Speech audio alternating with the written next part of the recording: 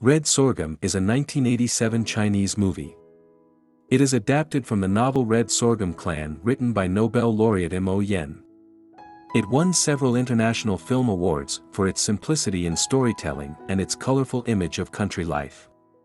The story happens in a small village of East China in the 1930s. On the 9th of July, a young girl sitting in the sedan is on her way to marry an old man. She was forced to accept this arranged marriage by her parents in exchange for a mule. The old man owns a sorghum wine distillery and has leprosy, a contagious disease. He asked several workers in the distillery and hired one man to bear the sedan. The bearer notices that the girl in the sedan is peeking at him.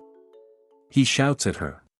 叫上那小娘子，别偷着看呐，跟哥哥们说几句话呀。 The girl does not respond. The sedan bearers keep saying that her parents are too cruel to arrange this marriage and if the old man touches her, she will be sick too.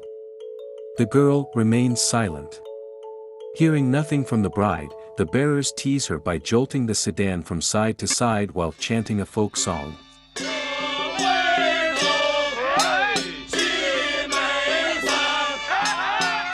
The girl could barely remain seated inside.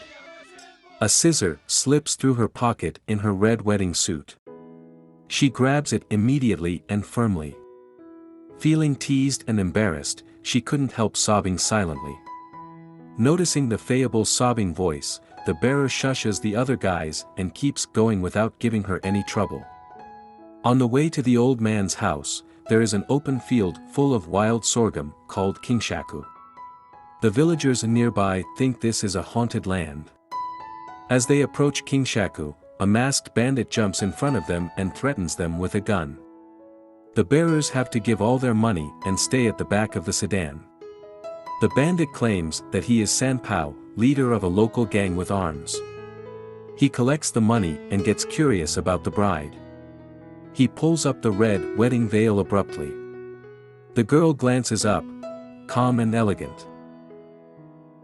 When he grabs her foot, with a bit of surprise, she bursts into a light smile.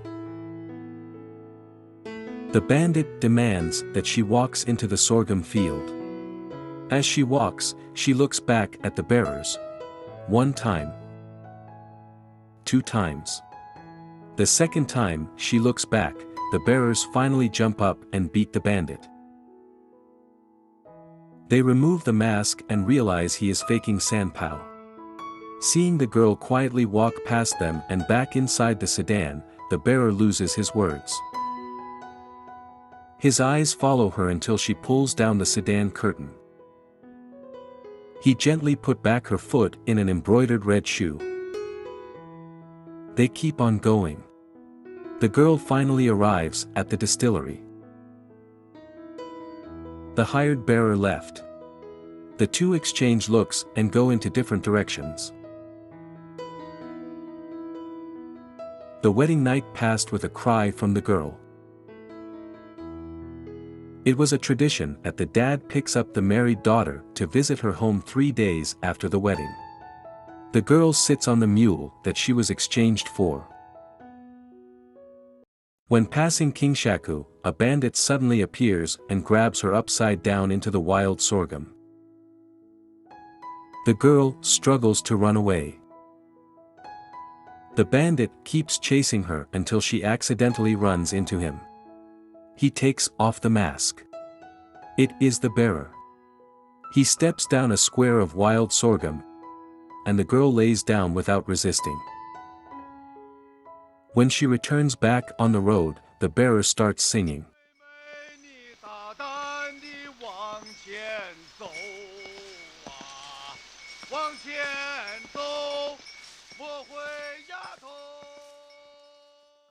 One day later, when the girl returns to the distillery, her husband was already killed mysteriously.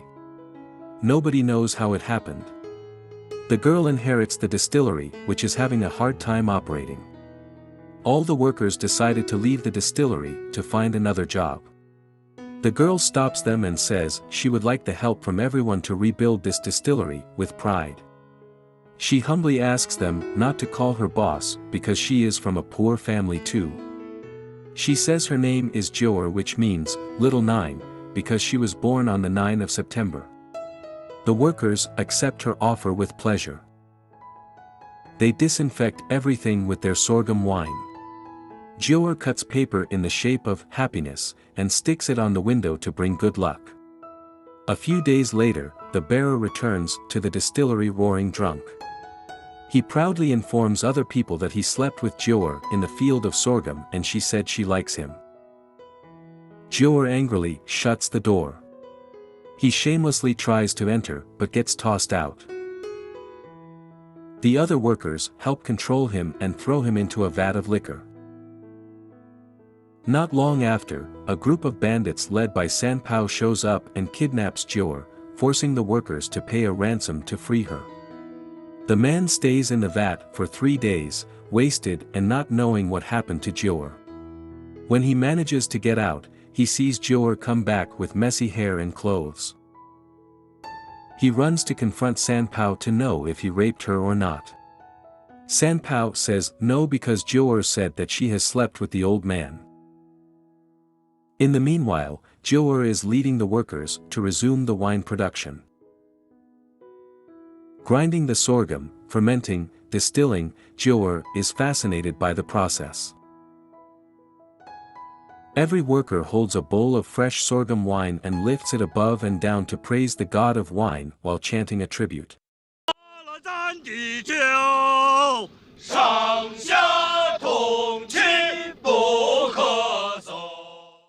They chug the wine and smash the bowl to the ground.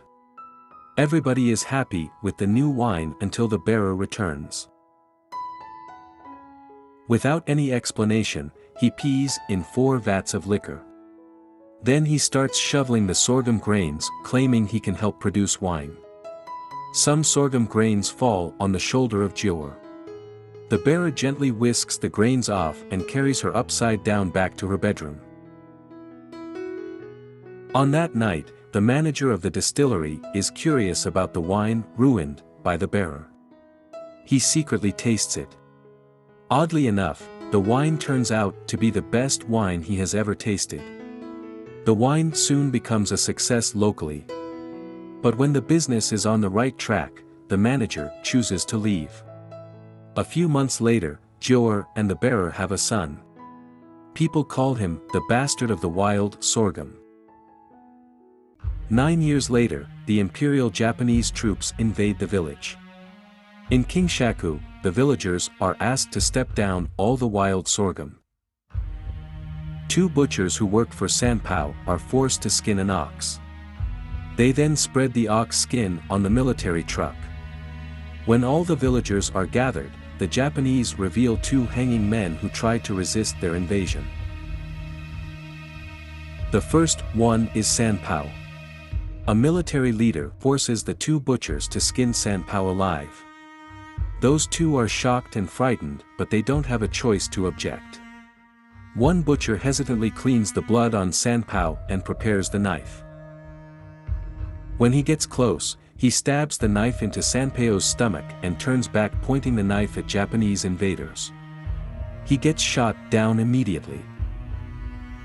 The other butcher has to skin the other prisoner, who turns out to be the manager of Joer's distillery. The butcher finishes the job with fright and ecstasy. The Japanese troops captured more than 400,000 of local people in the town and killed more than 1,000 in that period.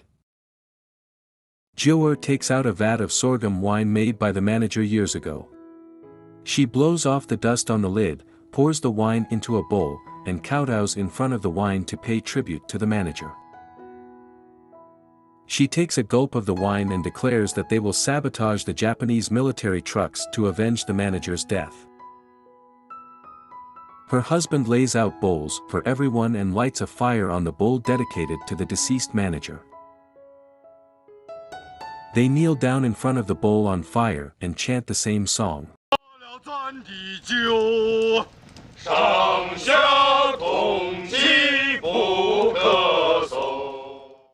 In the early dawn the next day, they dig the trench and hide in the sorghum field, ready to ambush the Japanese military vehicles. Jioer is preparing the meals and wines at home. She waits for them to come back safely until her son runs back saying the workers are hungry after waiting for the whole morning. Jioer carries the food on her shoulder to bring them lunch. On her way walking there, the Japanese trucks arrive at the same time. Jioer is shot in the skirmish. The workers try to light up their self-made bomb, but it does not explode. Not having much fighting experience, but full of anger, they simply brings the bombs and throw them to the military truck up close. After a giant explosion, the truck is destroyed, so are the workers. Everyone dies except Jioer's husband and their son.